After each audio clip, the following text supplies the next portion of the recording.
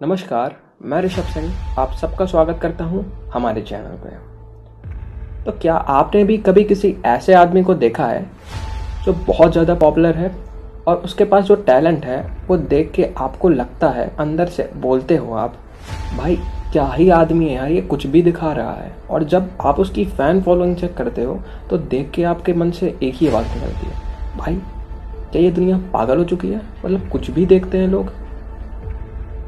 और आप खुद से बोलते हो उस टाइम पे, इससे अच्छा तो 100 टाइम ज़्यादा मैं कर लूँगा। और मैं कर लूँगा, मैं जानता हूँ, लेकिन मैं पॉपुलर ही नहीं हूँ।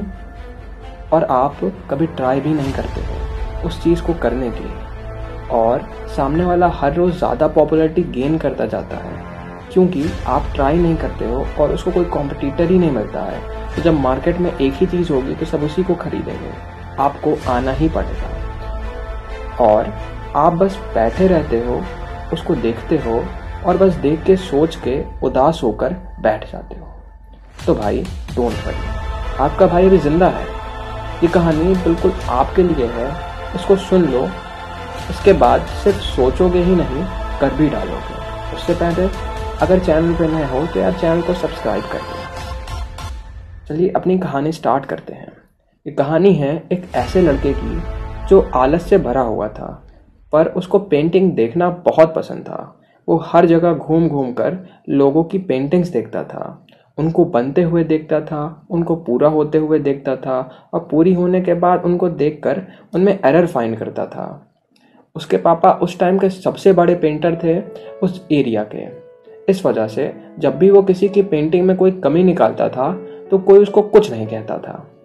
उसके पापा की वजह से वो जैसे जैसे बड़ा होता गया, उसकी आलस बढ़ती चली गई और उसके पापा उसको रोज डांटने और बोलने लग गए, कुछ किया करो, नहीं आगे की जिंदगी कैसे जियोगे जब मैं नहीं रहूंगा। पर उसको कोई फर्क नहीं पड़ता था, वो अपने में ही मस्त रहता था और सबकी पेंटिंग को देख के उनमें कमी निकालता था। उसका यही मोड उसने कंटिन्यू रखा, वो नहीं रुका।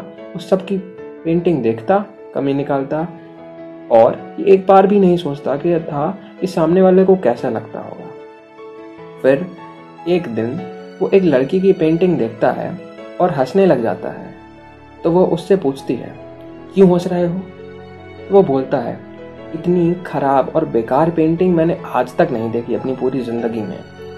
तो लड़की बोलती है, आज तक तुमने कभी कुछ बनाया भी है जो मेरी पेंटिंग को खराब बोल रहे हो, गधे कहीं के? तो लड़का बोलता है, बनाया नहीं है पर इससे तो अच्छी ही बना लूंगा। तो लड़की बोलती है, रुके क्यों हो, बना के दिखाओ फिर। और लड़का ब्रश और कलर लेकर लग जाता है और एक बहुत ही खराब और बेकार सी पेंटिंग बनाता है। और उसको देख के सब हंसने लगते हैं उस पर और उसको लड़की बहुत ज़्यादा जलील कर देती है, वो भी सबके सामने। उसकी इज्जत की ऐसी तैसी हो जाती है और ये बात उसको इतनी बुरी लगती है कि वो जब घर आता है तो आते आते उस बात को सोचते हुए रास्ते में ही रोने लग जाता है। और जब घर पहुंचता है तो उसके पापा उससे पूछते हैं, क्या हुआ? तो वो उनको सब बताता है और फिर उसके पापा बोलते हैं, अब क्या करोगे बेटा? तो वो लड़का बोलता है, आप चल के उसको डांटो, उस लड़की को, और खूब डांटो। तो उसके पापा बोलते हैं, नहीं, तुम उससे भी अच्छी पेंटिंग बनाना सीखो और सबको बना के दिखाओगे। और जिस दिन तुम ये करोगे तो मुझे डांटने की ज़रूरत नहीं पड़ेगी। क्यों? क्योंकि तुम उसको अपनी पेंटिंग दिखा करके ही जलील कर दोगे।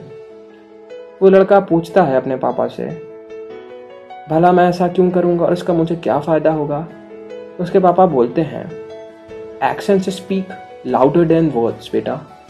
मतलब आपके एक्शंस यानी आपके कार्य आपके शब्दों से भी ज़्यादा ज़ोर से बोलते हैं। यह सुन के लड़के में जोश आ जाता है और वो रात दिन एक कर देता है। और 1 साल बाद जब उस शहर में एक पेंटिंग कंपटीशन होता है तो वो उसमें पार्टिसिपेट लेता है। बाद में उसको पता चलता है कि वो लड़की भी वहाँ पे उसी कंपटीशन में पार्टिसिपेट ली हुई है। और जब वो लड़की देखती है उस लड़के को तो देखते ही उसकी बहुत ज़्यादा बेइज्जती करने लग जाती है, बहुत ज़्यादा उसको सुनाती है। वो बोलती है कि अरे ये कंपटीशन तो पेंटर्स के लिए है, तुम्हारे जैसे गधों के लिए नहीं, जिसको पेंटिंग के बारे में कुछ पता ही नहीं फिर भी दूसरों की पेंटिंग्स में कमी निकालता है। इतना ज़्यादा जलील होने के बाद भी वो लड़का उस लड़की को एक शब्द भी नहीं बोलता है, एक वर्ड तक नहीं निकालता मुँह से, चुपचाप अपने माइंड को कंसंट्रेट करता है। उसके बाद कंपटीशन स्टार्ट होता है, हर आदमी अपनी पेंटिंग बनाने में लग जाता है और जब विनर डिसाइड होता है तो सब हैरान हो जाते हैं क्योंकि वो लड़का 3rd रैंक पे आता है और उस लड़की को कोई पोजीशन नहीं मिलती है। तो उसके पापा बहुत खुश होते हैं देख के, पर वो लड़का बिल्कुल भी खुश नहीं होता है। ये अब आप सोच रहे होंगे कि वो लड़का खुश क्यों नहीं होता है। वो लड़का खुश इसलिए नहीं होता है क्योंकि जब उसने मेहनत करना स्टार्ट की तब वो लड़की के बारे में भूल गया और उसने अपना सपना बना लिया कि वो उस शहर का सबसे अच्छा पेंटर बन के रहेगा, जैसे कि उसके पापा थे। बेस्ट पेंटर बनना ही उसके लिए सिर्फ एकमात्र लक्ष्य हो गया। इसीलिए वो जब घर गया तो उसने सोच लिया अगली बार मैं फिर से आऊँगा और इस बार 1st रैंक पे ही आके रहूँगा। वो घर जाता है और अगले साल जब वापस आता है तो वो 2 गुनी मेहनत के बाद आता है और इस बार उसको फर्स्ट आने से कोई नहीं रोक पाता। लेकिन सिलसिला यही नहीं रुकता है, अब तो मानो उसकी आदत हो गई थी फर्स्ट आने की और जब भी कोई कंपटीशन होता था पेंटिंग का कहीं पे भी, तब वो उस एरिया में हमेशा ही फर्स्ट आने लग गया।